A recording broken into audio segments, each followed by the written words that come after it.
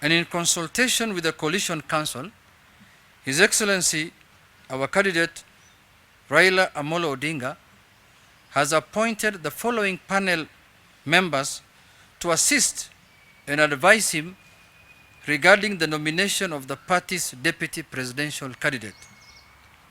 Number 1, Bishop Peter Njenga. Number 2, Archbishop Zacchaeus Okoth. 3, Senator Enoch Wambua. 4, Michael Orwa. 5, Dr. Noah Wekesa. 6, Sheikh Mohammed Khalifa. And 7, Mrs. Beatrice Askul Moe.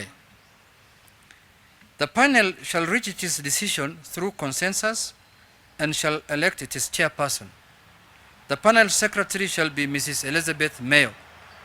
The eligible candidate must demonstrate in word and deed fidelity to the following guiding principles of leadership and integrity. 1, personal integrity in public and private life.